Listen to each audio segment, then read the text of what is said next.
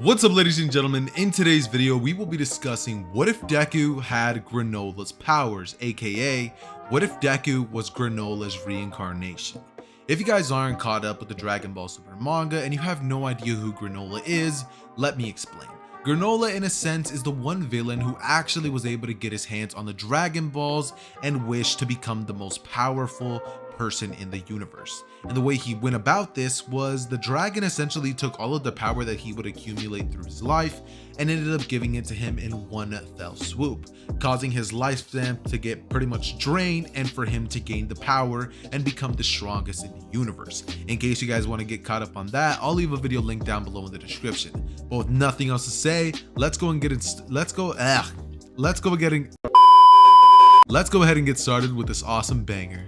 Okay, so where our story is essentially all going to start off is the day that Deku was born. See, as soon as Deku's born, Inko and Asashi immediately realize that Deku looks absolutely nothing like them. As they would basically call up the nurse, and the nurse would say, hey, what do you guys need? As Inko would basically look at her and say, hey, my child doesn't look anything like either of us. Does it have something to do with like a mutation or something?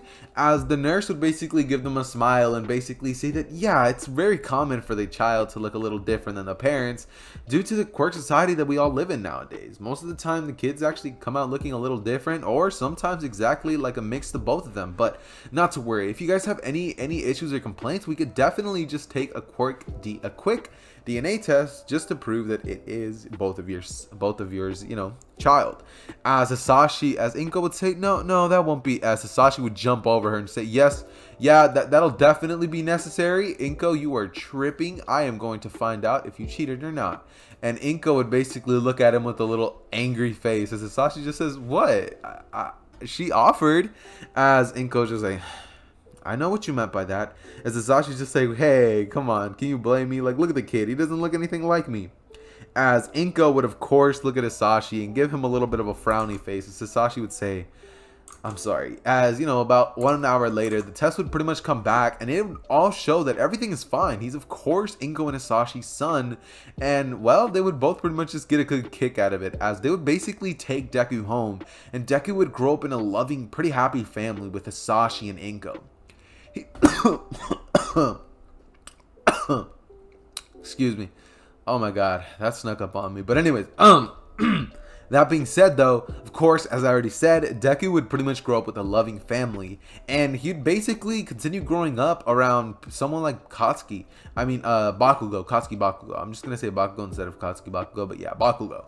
As they would both be pretty good friends. I mean, they'd grow up together, and instead of Bakugo actually being like the little leader or having like that superiority complex due to him being way better than Deku and every other kid at the things that they basically did, like skipping rocks and just playing soccer or stuff like that, Deku would actually be the physically dominant one out of all of them, as he'd be the smartest, the strongest, the fastest. He'd be, well, anything that really matters in terms of being a kid, as he'd be pretty much the best at everything that he's ever done.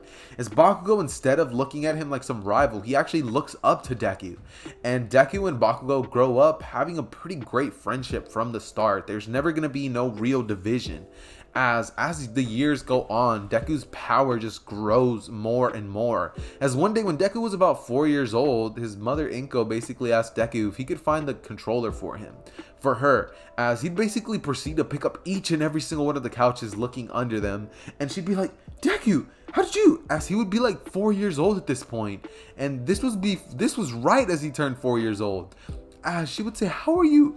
As she'd say, okay, I need to take you to the quirk doctor, where they would take him there and they'd examine him and basically say that, ma'am, we've never seen anything like your son before. Are you sure that he even has a quirk at all? I mean, right here, it's showing us that he shouldn't have any power whatsoever. As Inko would say that she swears he literally lifted an entire couch. And she says, come on, sweetie, show him something. And Deku just goes up to some cabinet. It's a pretty big one at that, and it's made out of metal, as he just grabs it with both hands and lifts it up. As the doctor's just completely shocked, and he says, this is incredible. He may be an exception, or maybe he may be the next unique set of humans evolution or something like that. As they say that they have no idea how this happened, but if they keep studying him, maybe. And Inko would immediately say, Ugh. Me, la la la la la, me.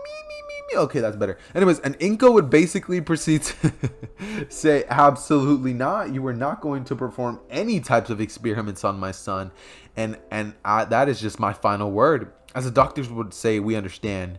And this would pretty much just lead into Deku and Bakugo growing up together as Bakugo would unlock his quirk, and at one point, he decided that, yeah, he's going to test who the strongest one is now. Now that he has a quirk, he might be able to beat Deku's super strength and his speed. That doesn't matter. Bakugo has a better quirk anyways, right? That's what he'd be thinking as he would try it, and he'd quickly realize that that is not the case. Deku would fold this man like a lawn chair, and Bakugo would never try to do something like that ever again. He got embarrassed in front of the whole class when they're like 5 years old, as Bakugo had to train it quite a little bit since it just started as little sparks, you know, it wasn't that crazy. But anyways, that being said, they'd basically keep growing, being like the 2 most popular kids in the school, is just basically being really great guys. Bakugo's personality would take a swan dive from what it used to be in the original. Instead of being rude and arrogant, he'd be more down to earth and still confident and cocky, but, you know, he's not going to sit there in your face and tell you, I'm going to destroy you, you know, like our original Bakugo. Still be a hothead though, since, you know, that's just Bakugo's nature, and it's growing up in the household he lives in, yeah, that's definitely gonna happen. As of course, you know, they basically grow up, and it's until 7th grade that on one day when Deku and Bakugo were just chilling in the cafeteria, just like eating their lunches together as usual, with the kid with the weird finger quirk and the wings would basically just be chilling. They'd all just be talking about the new game release that just released on Xbox or something like that, or PS4. Talking about Call of Duty or something, you know, all that stuff. As, you know, they'd all be talking about, dudes, did you guys see the new skin pack or something? You know, all that stuff. As out of nowhere, some girl with blue hair would walk in there. She'd have like some light blue hair, as Deku would immediately look at her direction and just immediately start drooling at her. She'd basically smile towards Deku's direction, and Deku would wave as he'd say, come over here. And she'd basically grab her lunch and she'd walk over there. And yes, guys, this is Nejire. Now, in order to explain how this is going to work, I'm going to essentially swap Uraraka and Nejire's ages. So instead of Nejire being like one of the like the top something heroes in UA right now, or no, she wouldn't even be there, but I'm basically just going to switch Uraraka and, you know, Nejire. So like later on, once they get to UA, Uraraka is going to be part of the big 3 instead of Nejire. So that's going to be like the real change. Uraraka is going to get swapped with Nejire. That being said though, Nejire would walk up to Deku and she'd sit down and lay her tray down, as the kids or the boys would basically look at her and they just start messing with Deku, you know, bumping his shoulder, saying, I see what's going on, as Deku would tell them all to basically just shut it, as they would all say fine, and Deku would pretty much just proceed to start flirting with Nejire for the next couple of weeks, as he'd finally score a little bit of a date with her. And keep in mind, they're like 7th grade, you know, they're nothing too crazy, but, you know, young love. But yeah, that being said, they'd basically proceed to hang out a little bit, and everything would be honestly going great. Their relationship would have actually been going perfect, and well, everything's honestly going fine. Deku and Nejire, like at about 3 months into talking and just flirting, would decide that they're gonna make it official, and Nejire and Deku would be the official ship for this series. Yes, boys, I know I asked you guys to vote, but that is going to be for the next series that I do. So whatever vote, you know, whatever ship you guys voted in the community tab is what I'm going to do for the Mob Psycho, since, you know, that's the one that I'm going to do after this one. And that one is going to be dropped as maybe a movie, maybe not. I'm still not sure, but yeah, Mob Psycho, Deku, one of those 2. That being said, however, you know, Deku would pretty much just grow up with Bakugo, Nejire, and those other 2 kids, as they would pretty much proceed to all just hang out together and always train after school. Nejire, Deku, and Bakugo would always be found training in some abandoned area, which Nejire would actually train her quirk, and finally, around the age of like, let's say, and around the age of the final day, the day of the sludge villain, she'd basically be at the level that she was in the literal anime, like the big 3. She'd be that powerful already, seeing as she was training with Bakugo and Deku. And Bakugo would get a major amp. Since he's not cocky, he wouldn't do the same stuff that he does, and he's more analytical with his fighting style, as well as more cautious with what he does. He keeps in mind other people's safeties, and he doesn't go overboard trying to tell people to die, as, you know, he would do in the original. That being said, though, basically Deku would also train a little bit, and I forgot to mention a little something, but Deku is literally known around the world as the Chosen One. He is so incredibly powerful that heroes all over the world wanted to train him.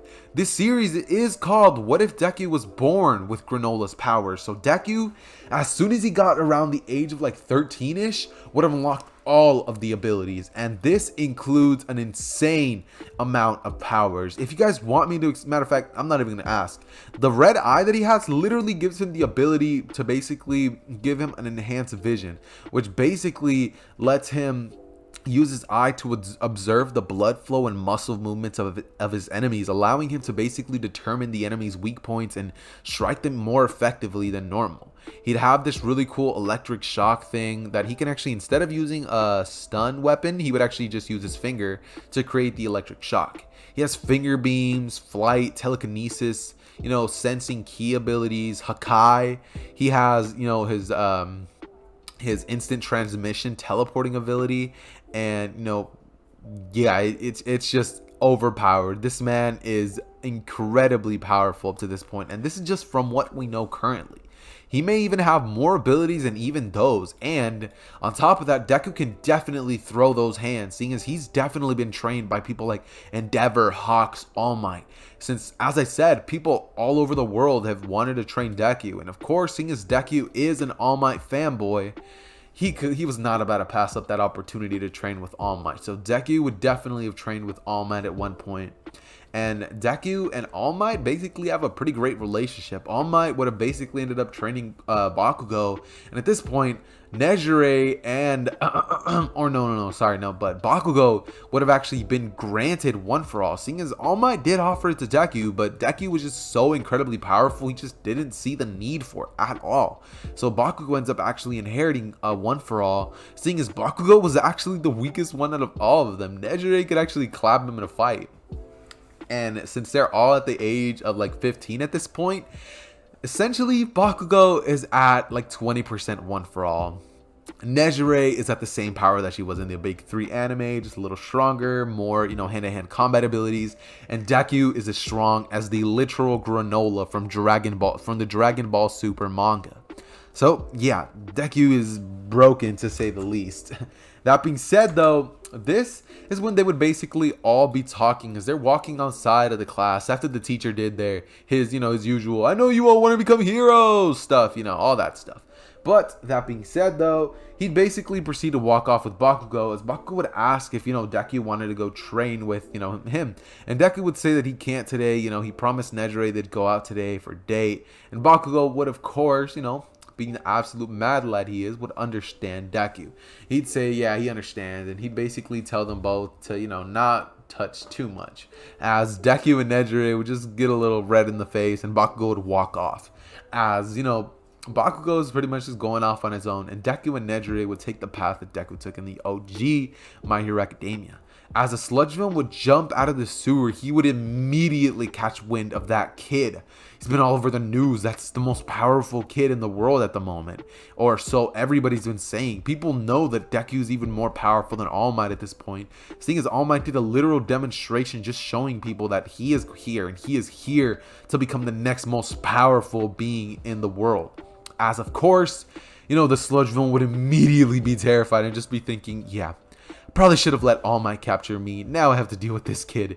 And as soon as Deku sees the sludge villain, he would immediately know what's going on. He'd put 2 and 2 together and just point his finger at the sludge villain, as he would levitate it and just say that, go to jail right now and I won't hurt you. As a sludge villain would basically just nod its eyes, be like, yes, I swear I will leave right now. Please don't hurt me. As Deku would just throw the sludge villain as far as he can, all the way to the police station. Or no, he wouldn't even have to do that. He'd literally just hold it, instant transmission there, and the sludge villain would be in jail.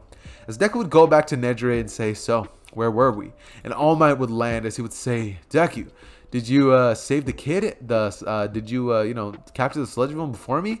As Deku would say, yeah, I already took it to jail. And All Might would say, kid, you impress me every day. As Deku would say, so how's that injury holding up? As All Might would basically say, shh, and Nejire would say, oh, I already know. Deku already told me. As All Might would just, facepalm and be like, so you told everybody.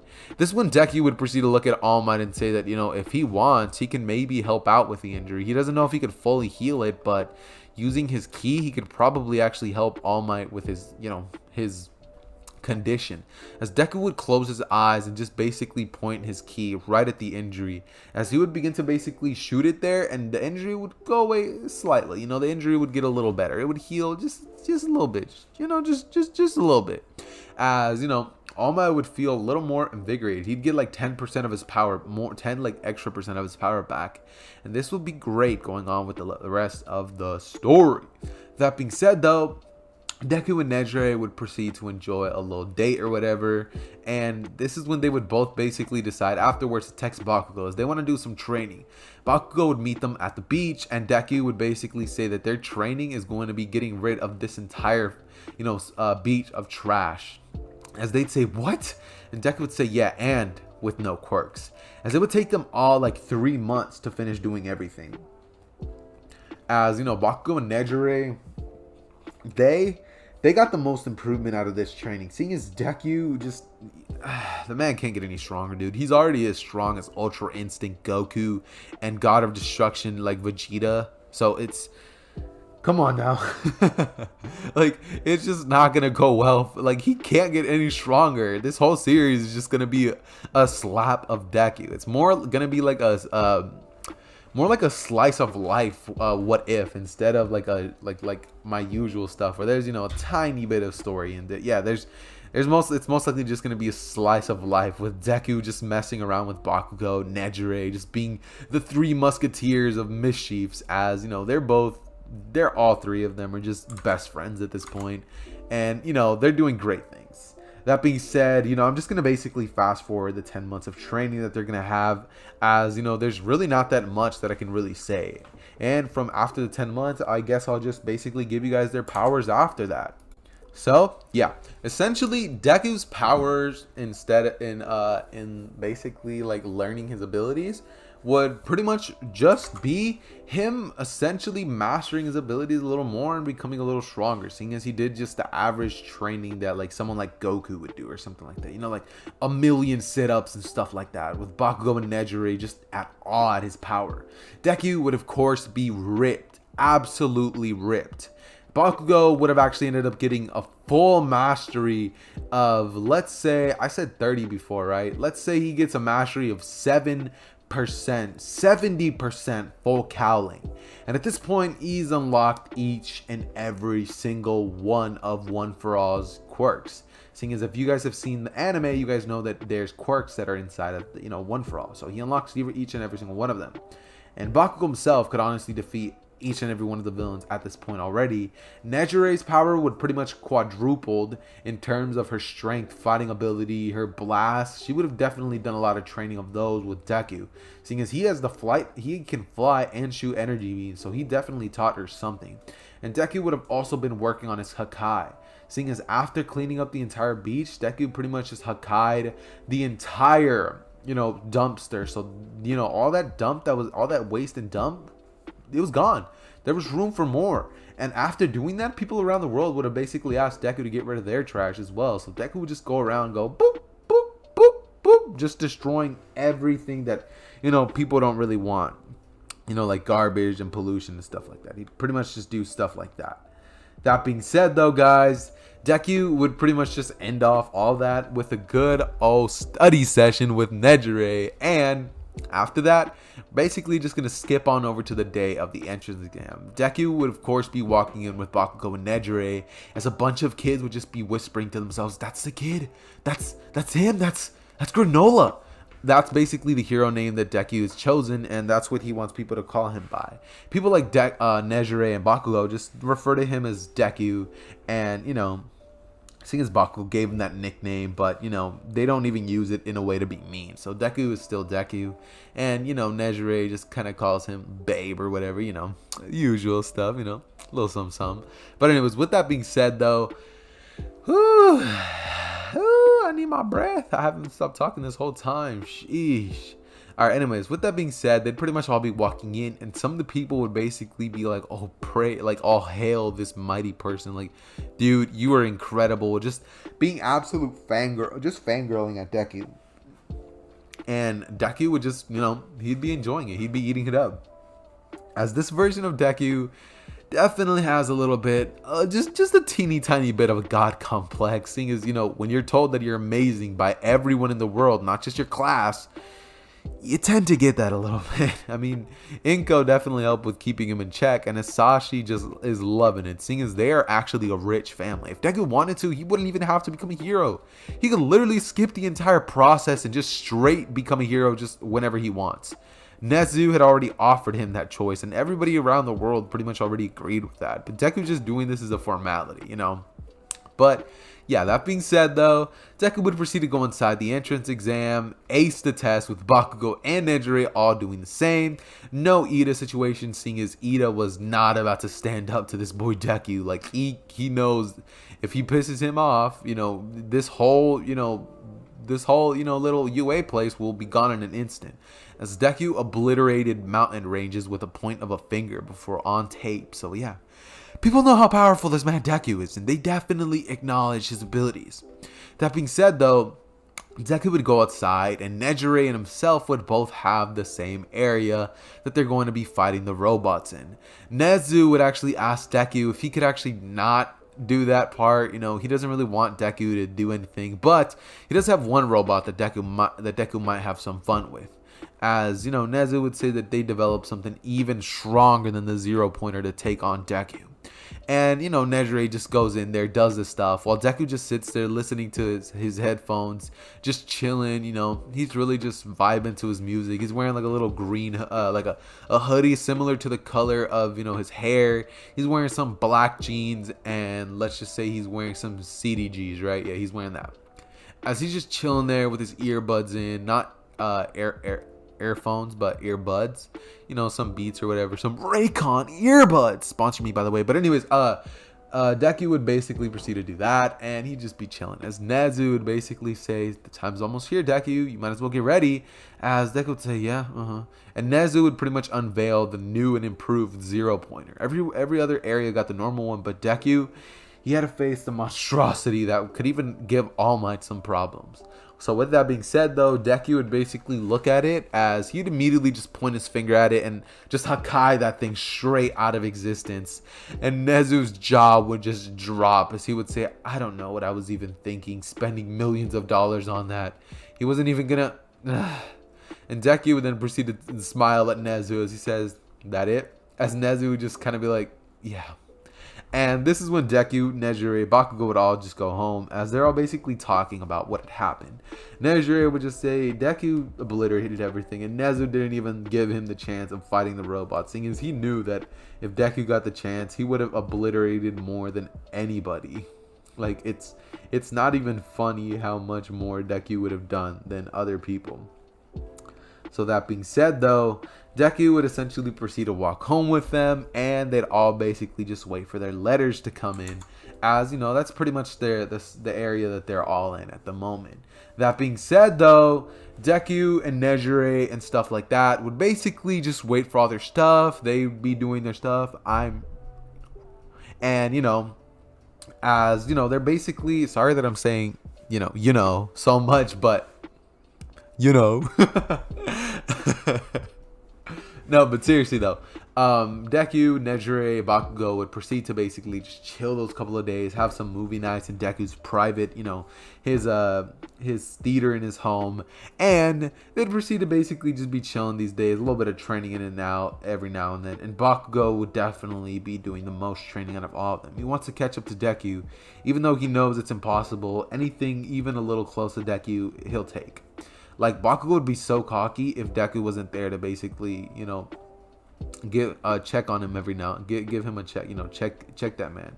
But yeah, that being said, they'd basically go to UA, and this is where Deku would basically just proceed to walk inside of the UA building. As also, I forgot to mention, Deku also knows Aizawa, and Aizawa taught him how to use that scarf that Deku or that Granola has in the thumbnail. You guys see that scarf? Yeah, Deku knows how to use the Aizawa scarf. That's even scarier. So Deku and everybody would walk into class, and immediately Deku would go over to Aizawa as he just wakes him up, and Aizawa was just like, "What do you want? Just let me sleep." As Deku was just like, "Dude, Aizawa sensei, come on, like all of us are pretty much here. Let's get started." As Aizawa was just like, "What do you care? You're not even gonna take part in it." As Deku just looks at him and says, "What? You're kidding me right now, right? Come on. Just give me the chance." As Aizawa would say, "No, you literally just destroy every record again, just like you did when you were like 9 years old." As Deku would just say, "That's not fair." And Aizawa would then look at Deku as he just says, "Yeah, well, life isn't fair." He'd basically get up and basically tell the rest of the class that they have to do their stuff. And, well, yeah. And anyways, yeah, everybody would pretty much go outside as Aizawa has them all take their exams. Bakugo would get first place, Nejire second. And, yeah, that's pretty much how everything goes from this point on. That being said, though, I guess we could also even cover the heroes versus villains arc, seeing as there's really nothing else I can do at the moment. I mean, the video is only 25 minutes long at this point, or the recording. So, yeah, I guess I could keep going. That being said, they'd basically all go home, and the very next day, All Might would bust in through the doors. He says, "I am here!" As everybody in the class just like, "All Might!" And All Might just, basically tells them all to get suited up, seeing as the clothes make the pros. Deku would of course wear the Granola outfit, and he would literally look like him, except his hair would be the long version of Granola's hair, seeing as I actually like that version a lot more than the one in the thumbnail. I like it when he had his long hair. That just looks so much more cool than the usual Deku. I mean the usual Granola that we have in the manga. That being said, of course, Deku would pretty much just get changed up, and this is when All Might would basically tell them all that, they were originally going to basically all take their, their exams separately, but instead he has a more fun idea. Deku, he would basically point at Deku, and Deku would say, "Yeah, what's up?" And All Might would basically tell him that if he wants to help out with, this class today. As Deku would say, "Sure," and All Might would say, "Great." As he would basically proceed to tie up both of Deku's arms, blindfold the man, and then proceed to tell him, "You're only allowed to use 10% of your power. Is that understood? And you better not hurt any of the students, seeing as that'll be my fault." And Deku would proceed to just look at All Might and say, "Oh no. Am I gonna have to?" As All Might would say, "Yes." And Deku would proceed to basically just sighs. He says, "All right." As everybody in the class just like, "So what are we gonna do?" Some of the girls are basically looking at Deku, and Nejire is not having any of it. As the people in the class are basically told that, yeah, they're all gonna fight Deku in a 1v the entire class plus All Might and Aizawa. As All Might, Aizawa, and the rest of the class, as well as Class 1B, would just come in, and Deku, with both of his arms tied behind his back, a blindfold on, would proceed to fold everybody like a lawn chair. He would proceed to go up to Bakugo first, as he would proceed to basically flip and kick that man on the back of the head. Bakugo unconscious instantly. He'd go up to Nejire and he'd tell her he's sorry, as he basically just proceeds to shoot an energy beam at her head, which knocks her out immediately. And for the rest of the people, he'd massacre them all. He'd basically just shoot out his ki pressure and knock out each and every single one of the rest of the students remaining. And for Aizawa, he'd literally blitz in front of him and teleport him to the other side of the world, where it's extremely cold. Think Aladdin, if you guys saw that movie. Yeah. But yeah. And as for All Might, Deku would just show up in front of him as he smiles, and All Might just says, "I give up. I yield." As Deku just says, "Too late." And he would break the restrictions on his arms and just send All Might crashing into the wall. As Deku would just proceed to laugh. And everybody in the class would just get up like 2 hours later. They're just like, "It's not fair. This kid is too strong. What are you, dude? Like some sort of god?" As Deku, of course, is just like, "Nah. I'm just, me." As everybody in the class is just like, "Yeah, we noticed." Okay, so where story's actually all going to pick off right now is right after everybody just basically asked Deku, "Dude, how are you so strong?" And Deku just says, I don't know, I'm just kind of me." And everybody's just like, "Yeah, kind of noticed." After this, Deku would proceed to pretty much go home with Nejire, and they'd have a little family dinner at Deku's house, as Nejire and him would pretty much finish up, and they'd then go upstairs, as Inko would basically tell Deku not to have too much fun and to leave the door open, as Deku would pretty much look at her and just be like, "Mom, not now." As she'd be like, "Yeah, whatever, just go have fun." As Deku would pretty much be like, "Thanks, Mom. We're gonna go up to my room, probably play some video games." And she'd say, "Yeah, go play your little video games." And she'd start going like this, and Deku would just basically go red in the face as he's like, as he walks over with Nejire. He's basically walking over to his room. It's like in the top floor, as Nejire is basically asking him, "Wow, strongest person in the world, and he still is afraid of his mother." And Deku's just like, "Yeah, it doesn't matter how strong I am. I could literally destroy the world with one hit, but yeah, Mom will always scare me." As Nejire just looks at him and says, "Yeah, that's definitely the thing. If she ever becomes a villain, we're all screwed." As Deku and her would proceed to just laugh, and they would go up to Deku's room and have a little bit of a study session. They'd start hitting the books, start reading up on that math, science, that all that history, all that good stuff. But yeah, Deku and her have a pretty great time, to say the least, and Deku would then proceed to essentially just pretty much just be having a pretty cool time with Nejire. They'd be chilling, they're having a blast, as it's at this point where essentially, also guys, sorry for that little background noise, but I'm on my computer and my keyboard makes a lot of noise. That's what you guys are hearing. But yeah, also, quick question: do you guys like the GTA gameplay in the background? If you do, make sure to comment down below, and I'll keep doing it. It's pretty fun to play GTA in the background. I just mess around the whole time. But yeah, anyways, that being said though, Deku would pretty much proceed to just be walking around with Nejire, and after their little study session, they'd watch a little movie or whatever. And this is when Deku would proceed to basically just go to school with Nejire for the next couple of days. Bakugo, Nejire, and Uraraka would actually be hanging out, due to Bakugo having a little bit of a flirtatious relationship. Wait, no, Uraraka's not even in the story. I forgot. No, it wouldn't even be Uraraka. Let's see. Who else is in class 1A? That I could maybe pair Bakugo with. Let's say he just stays single. Yeah, he's not even gonna get paired with anybody. He's kind of third wheeling. It's kind of the routine that they have at this point. And All Might's out there taking care of some villains, as All Might pretty much calls Deku up and he's like, "Hey, tell Nezu that I won't be showing up. You can handle it, right?" As Deku would just be like, "Yeah, sure thing." As he's walking over to school, and he would tell Nezu in the office, as Nezu would just say, "Yeah, makes sense." As they'd basically all get on the bus, and all of them would pretty much be getting ready to just go off. Now, instead of the USJ actually going down in the way that it did in canon, that wouldn't happen at all. See, in this version, All For One knows his place. He's not about to destroy Deku. He destroyed a mountain range with the flick of his finger, and it was broadcasted on the news that Deku can slap All Might, and he's in UA. So yeah, he kind of doesn't want to, mess up his successor this early on. So to say the least, at this point, Shigaraki's actually getting the procedure done on him, and they're actually upscaling the Nomus. So their weakest Nomus are pretty much as strong as the high-end Nomus, and their stronger Nomus are even more broken than the high-end Nomus. So yeah, Nomu level OP, Shigaraki getting OP, and they're not really gonna end up getting any of those members like Toga, Dabi, all that stuff, since that stain stuff most likely not gonna happen. You'll see why. Anyways, but that being said, they'd pretty much go through with the USJ as it was actually intended. 13 and Eraserhead would pretty much just help the rest of the kids with the rescue training, and Deku would just basically say, "So what am I gonna do?" As Aizawa would say, "Well, you're gonna rescue us." As Aizawa would literally throw himself into a burning pit of fire, as he just knows that Deku's gonna save him. Like, there's no way Deku's not fast enough. As in an instant, Aizawa would just be teleported outside, and he'd be covered in bubble wrap, as Deku just says, "Yeah, you're not doing that again." As Aizawa was just like, and he just falls down as he just passes out. 13 is just like, "Aizawa, come on, like, don't give up on this kid so soon." as Deku basically looks at her and she's like, look, you're gonna basically be saving with the rest of them, just leave some for them.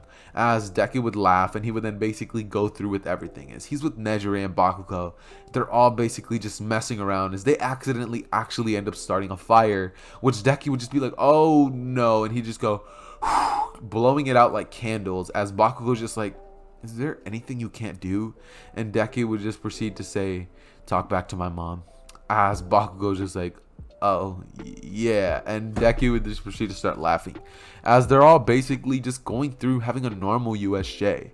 This would lead into about 1 week of school, and this is when Aizawa would actually tell them all of the UA sports festival, of which Deku's not even allowed to participate in.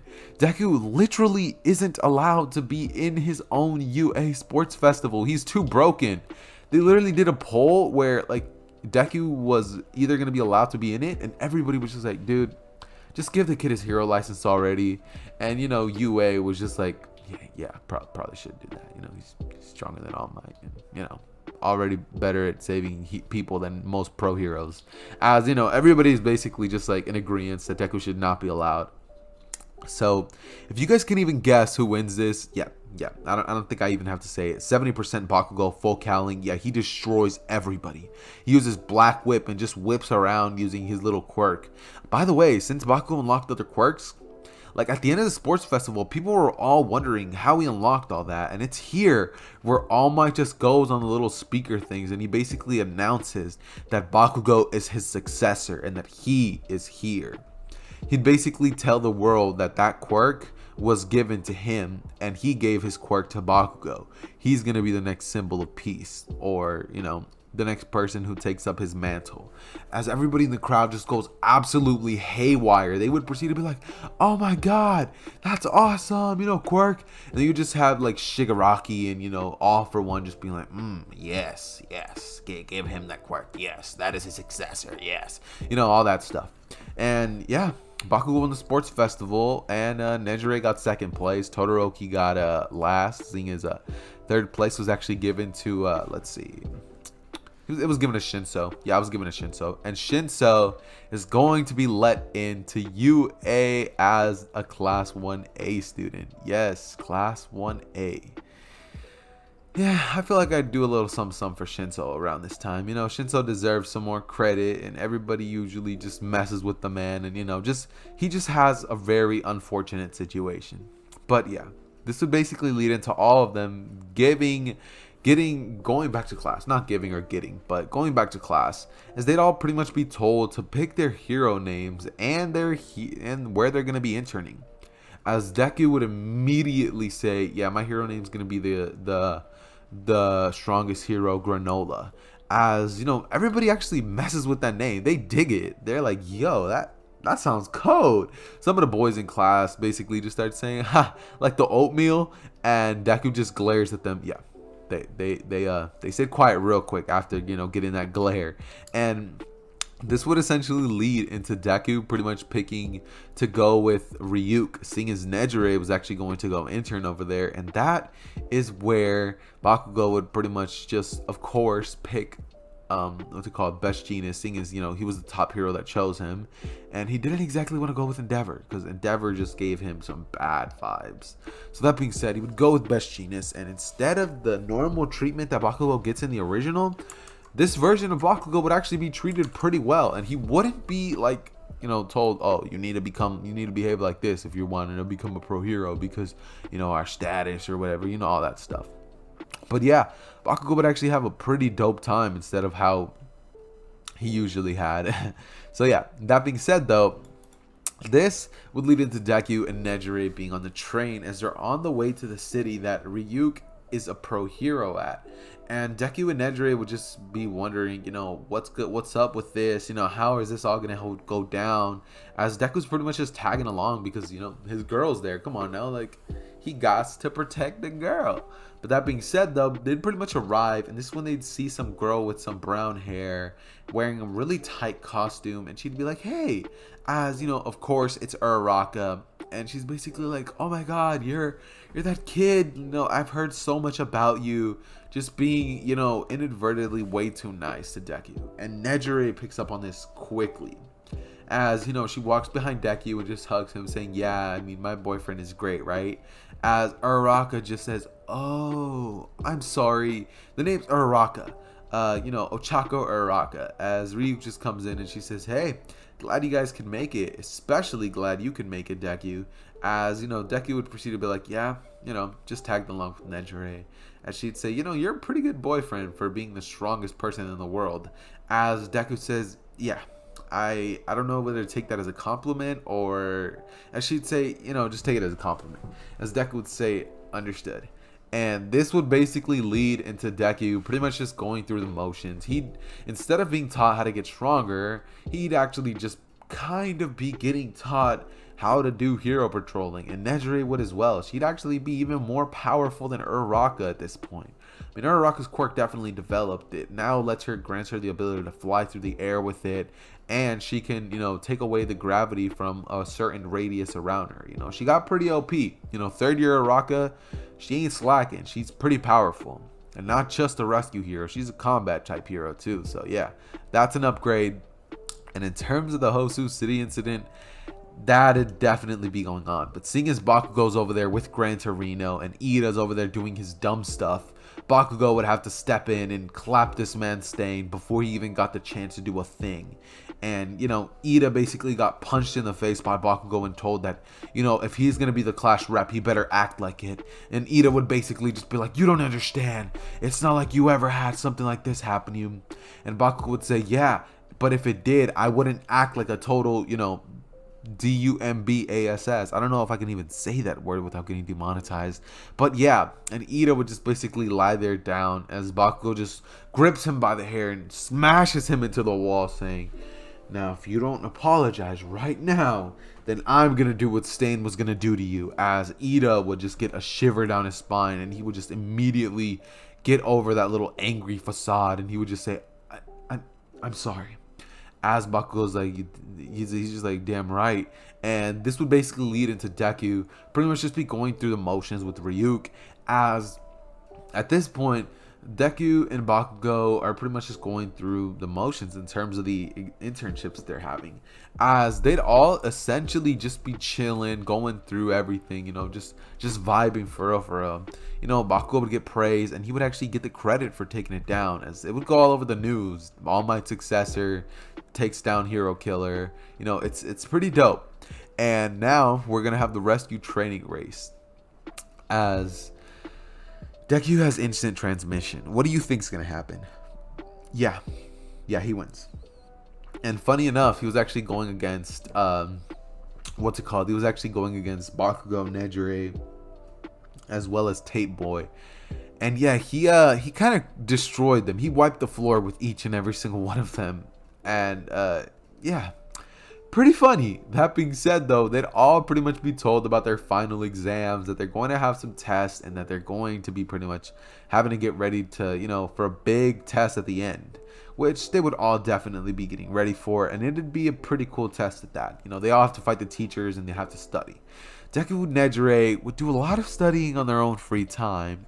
Not the type that you guys are thinking either. They're doing the, you know, the clapping study time, but you know, the unholy, the you know, the you sure you passed those finals, the, you know, you want to come in for a drink study type stuff. And yeah, I'm pretty sure you get the point.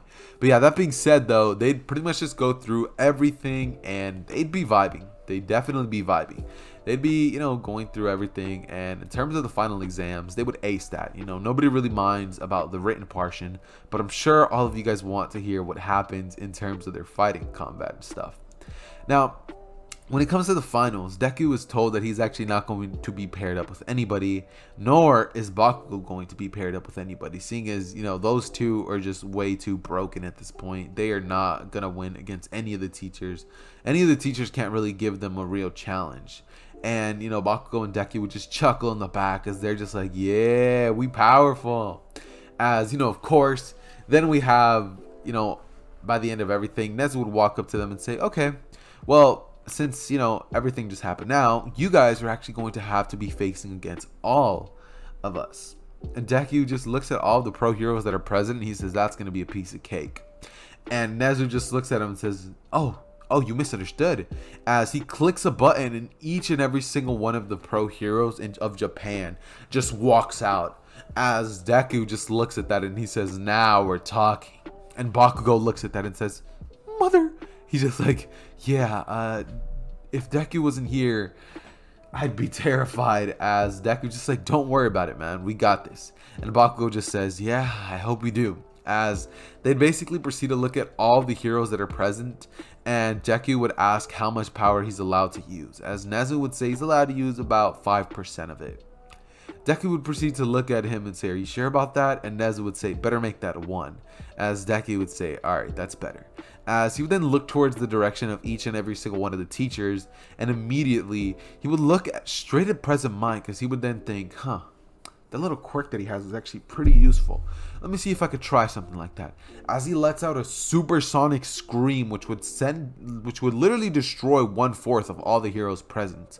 As after this, Bakugo would throw himself in there, shooting a nuclear-sized explosion, wiping out 2/4 of the heroes, and that would only leave the heroes that are pretty much in UA working there. As All Might would rush over to Deku and punch him square in the jaw, just almost moving him, as Deku wouldn't even flinch an inch. And he would then look towards All Might as he just turns his head to him and says, boo. As All Might would just step back, and Deku would then proceed to basically say, alright, All Might, this is going to go one or two ways. And All Might would just say, and neither of them are going to be good for me. As Deku would say, bingo, and he would proceed to basically look towards All Might, as All Might just says, United States of Smack, as Deku just instantly smacks this man. He wipes the absolute floor with this man, as, actually, boys, usually I don't ever cover the movie content, but seeing as this is more of like a slice of life type of thingy, I guess I could cover it. So yeah, after everything, they'd basically all be told that they're going to have about 2 weeks for them all to get their stuff situated, and they're all going to be chilling, as All Might would of course invite Deku to Tenro Island, I believe it is. What's the island called? But you guys know the movie with the island and the guy with the wolf quirk or something like that. Yeah, they'd get invited to that. Immediately, as soon as David Shield sees Deku, he's just like, yeah, this plan is gonna fail. As Deku would basically proceed to be walking up with All Might, and Deku would proceed to meet Melissa. As Deku would be shown around the boat by Melissa, and like the island, I mean not the boat but the island by Melissa, and Deku would just proceed to basically be vibing. He'd be looking at like the weird inventions, and Deku would actually be thinking that they're quite interesting at that. They all seem pretty awesome. As out of nowhere, someone behind him would say, Deku? And Deku would turn around as he would see Nejire standing there, and he would say, hey Nejire, as instantly he would get a punch straight to the face, and Nejire would just leave instantly. She'd be beyond angry, as Deku just is like, what did I do? And Nejire would basically just be off, just like angry, as Deku would go over there, instant transmission to her key signal, and he'd basically ask her what's going on, like why did she freak out the way that she did. She's like, why did I freak out? You were with a girl. As Deku would say, no, that's David Shield's daughter and All Might's like niece. I wasn't doing anything. As Nejire would just, show her toxic side. She'd proceed to be like, absolutely not. Look at the way she looks. You were definitely doing something. As Deku would say, listen here, I wasn't doing anything, but you can think that if you want. As he'd basically walk off and go back with Melissa. As of course, he'd continue to be vibing, and he'd do like the little robot destruction thing, which would actually be done in less than 0.0.0.0.0.0. Why am I adding points? Anyway, 0.0000000000000 seconds, as he obliterated that before the machine could even, register that he'd done it.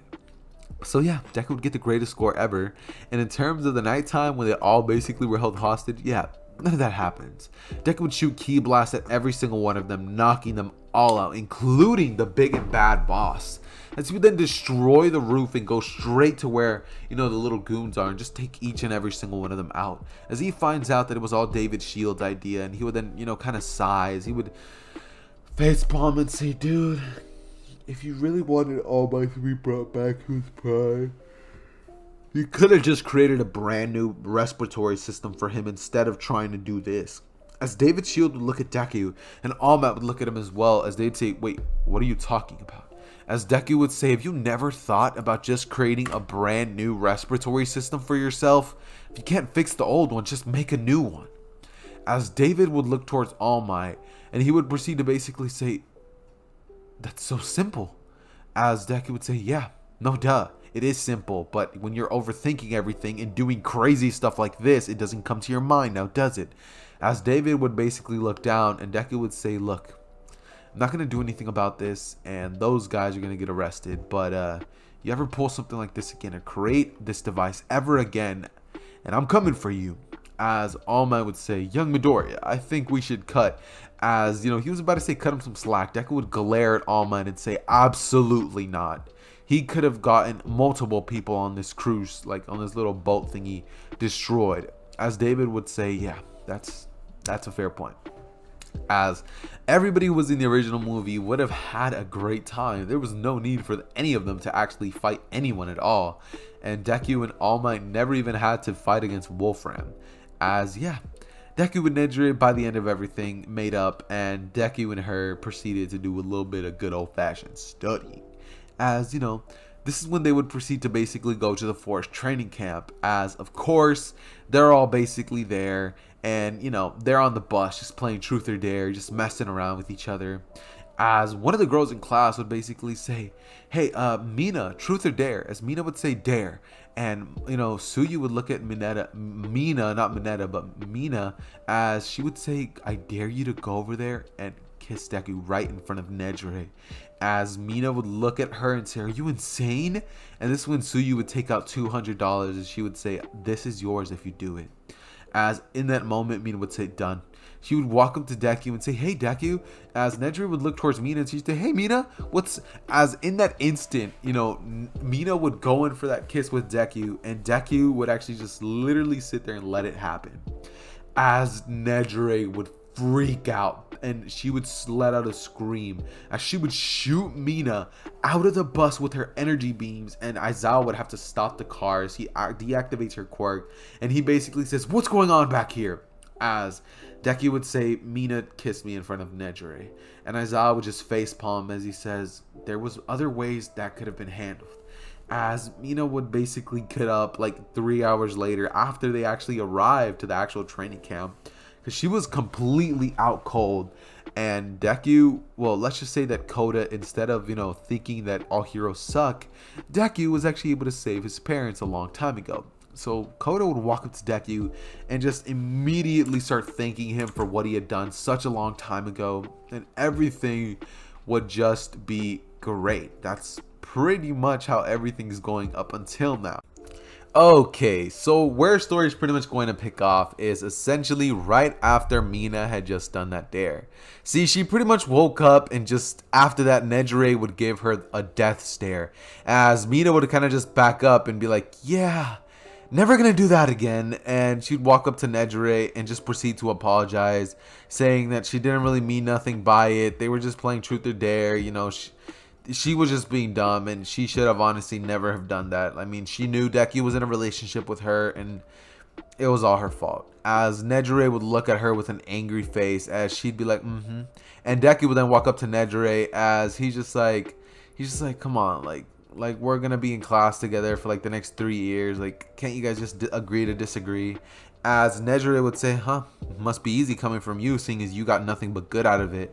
As Deku was just like, hey, I never said I wanted to be kissed. As Nejire is just like, and Deku would proceed to basically just face plant, as he'd proceed to say, it's fine, like, don't worry about it, just don't do it again. As Mina would basically look at Deku and like just be like, alright, I won't. As Deku would proceed to basically just walk off, and this is when they would pretty much have the rest of the day, as they'd go into the hot springs and they'd all just be chilling, they'd all be vibing. Of course, Mineta would get out of the water, and he'd basically proceed to just, dry himself off a little bit, as Deku is currently barely walking into the sauna or whatever, and he'd proceed to basically say, so what's up, guys? As he would drop that towel, and immediately he would just jump in that water being like, cannonball! As right as he's about to land, he would see Mineta saying walls are meant to be climbed. As soon as Deku sees that, it is over for this man Mineta. Deku would instant transmission in front of Mineta and say, you know, my girlfriend's over that wall, right? As Mineta would look at Deku and he would be terrified.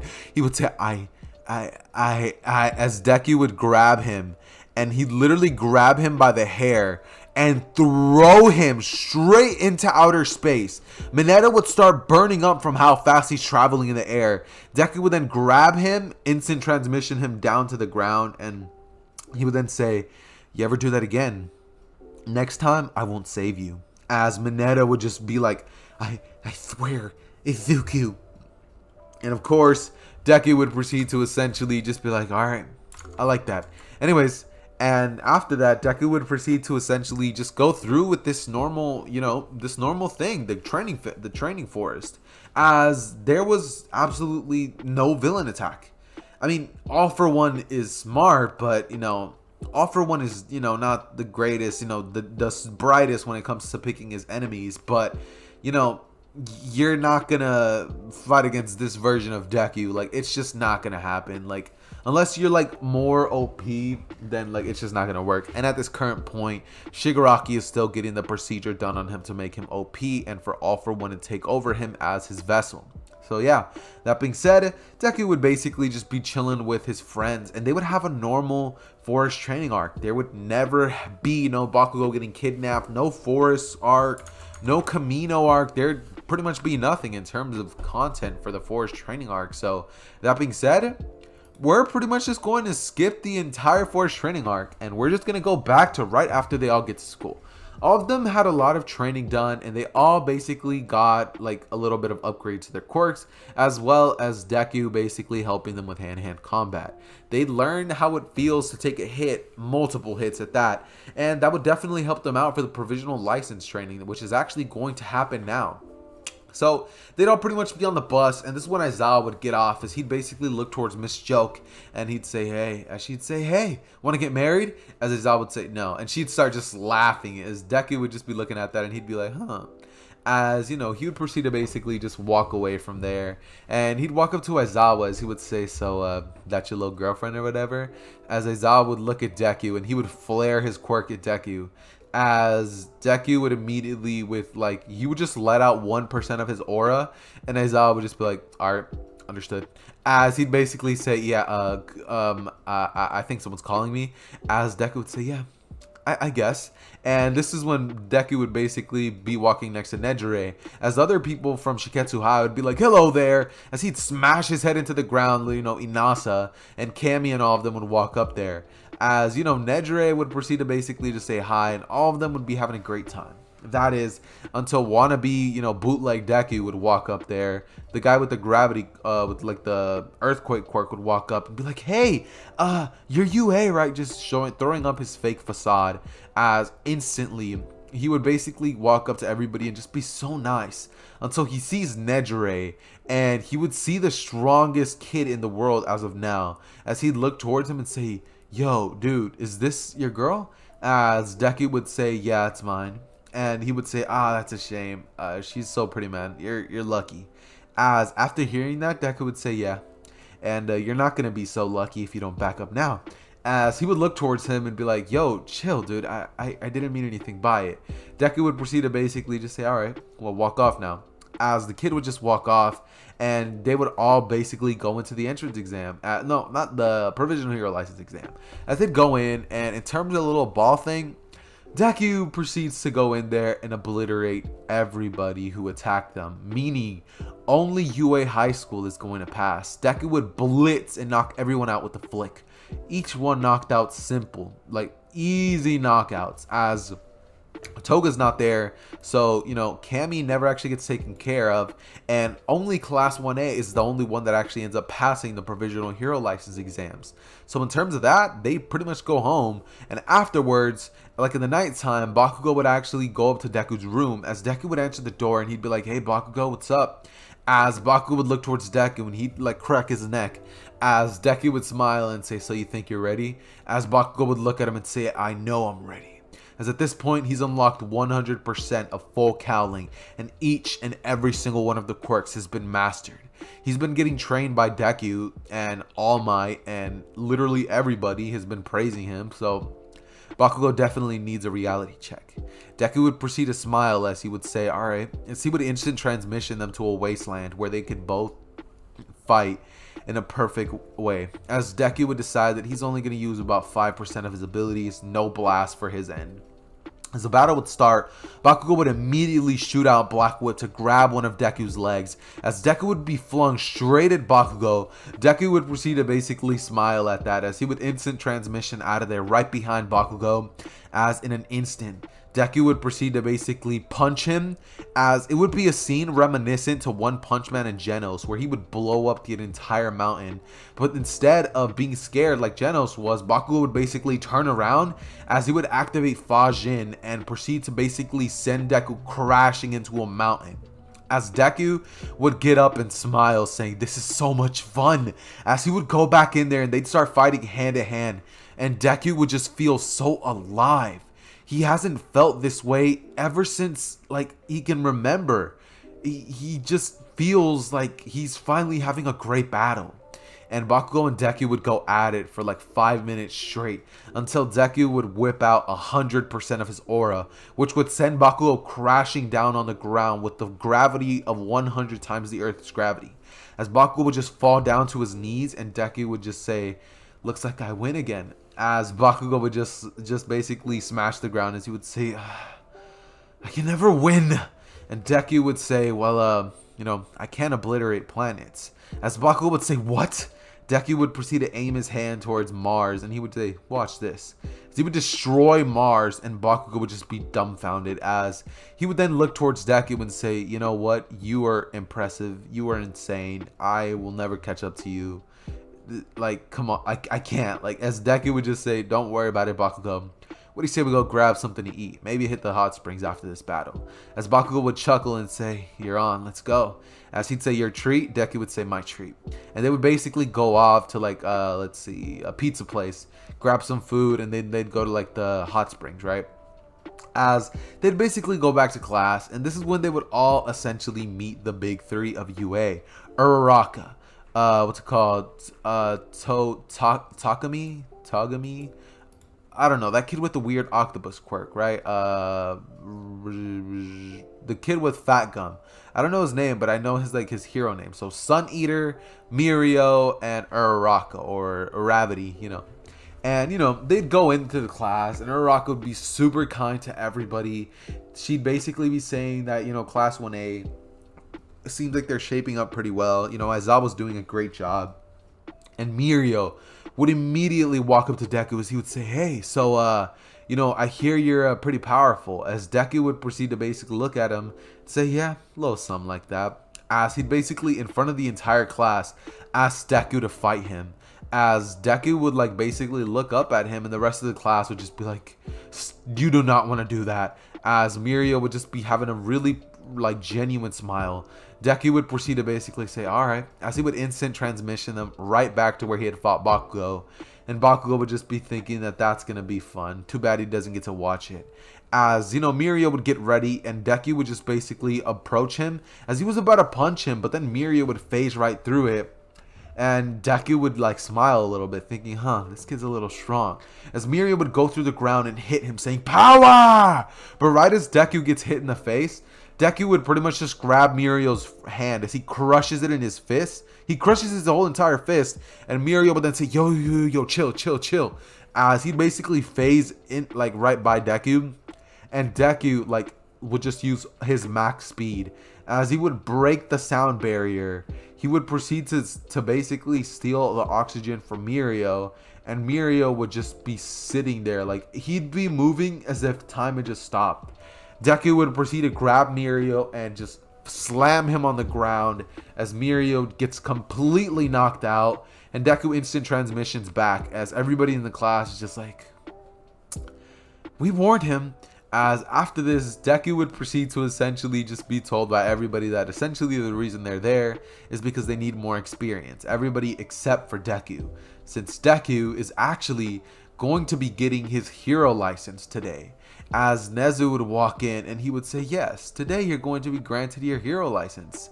I mean, you're already stronger than everybody else, so you might as well be a pro hero. As at this point, Deku would pretty much just be standing there. As his growth, since he's from the cereal race. I know that sounds funny, but that's the race that Granola's from in the Dragon Ball Super. They can live up to 200 years old, but since Deku has a normal lifespan, his aging process finally caught up to him. As Deku would immediately look like the literal Granola from Dragon Ball Super, like a little younger, I guess you could say, like Granola before he made the wish, with the long hair though, long hair, of course. Deku would proceed to basically do that in front of everybody. As Nejire would see this, and Deku would say, whoa, this is incredible. I feel so much power. As this is when Deku would have finally unlocked 100% of Granola's full capabilities. As Deku would pretty much proceed to go out of the class and go have like a ceremony where basically everybody in the world is pretty much just tuning in to the greatest hero of all time. Deku would basically just be standing there. He's just like, it's such an honor to be here before you guys. Like, I'm just so blessed to be able to have these abilities. And I promise to be the greatest hero I can be. As soon as that happens, the whole area begins to disintegrate.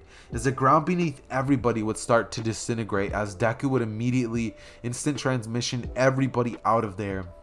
And he would then basically approach outside as he would see everybody. It'd be Overhaul, Redestro, All For One, Shigaraki, Kurogiri, Muscular, every villain that has basically been present in the series of My Hero Academia would literally be standing there, and Gentle Criminal as well, seeing as we can't leave our boy Gentle out. And they'd all basically just be staring Deku down, as All For One would basically use a quirk that could basically project his voice louder. As he would say, for years, villains have been hiding in the shadows because your power was unrivaled. But now, with this vessel, I can now take you down. As the Shigaraki would basically this Shigaraki One For All would just blitz towards Deku. As he would try to decay Deku, but in an instant, before the battle even started, Deku would pretty much just hold his hand out in front of Shigaraki, who had all of his fingers on Deku's face. Deku would basically smile, as it was a mirror. It was an after image. Yeah, an after image. That's what it's called. I forgot it for a second, but yeah, an after image. All For One would basically look as he says, "What?" And right as he, realizes Deku would be behind him, as he would say, "Hakai," and immediately All For One would be disintegrated. As fast as he arrived, he would be gone. He would immediately become nothing, but at all. No soul, no nothing. And Deku will then look towards the rest of the villains as he proceeds to basically one by one instant transmission each and every single one of them to Tartarus prison. As all of them were just completely destroyed. They had absolutely no hope to stand up to this version of Deku. And yeah, that's pretty much how this series literally ends. Deku overpoweredly just one-shots everybody, and everybody just stands absolutely no hope. They just got GG'd.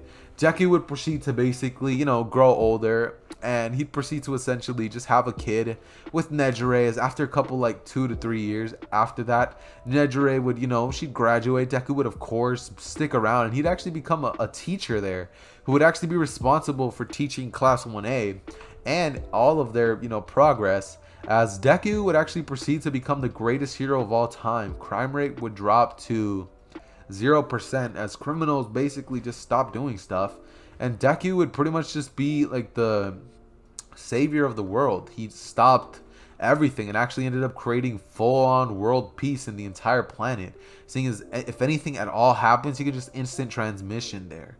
And yeah, he goes around and makes sure everybody is doing good. So essentially he's doing what Naruto does, if you guys have seen Rei the Shinobi, and he's holding the world captive. He's basically holding the world captive and making them all be in peace. As Deku and Nejire would have a kid, and this kid would basically look like Deku, but with blue hair, and his name would be Oatmeal. It's beautiful. His name would be Oatmeal, and yes, he would be the next after Deku, who actually ends up dying, like, let's see, 70 years later. And yeah, that being said though, guys, I hope you guys enjoy the story of what if Deku was born with Granola's powers. This series was so much fun. I was honestly just messing around this whole time. But yeah, that being said though, guys, you guys know the drill. It has been your boy Zether, and I am out. Peace.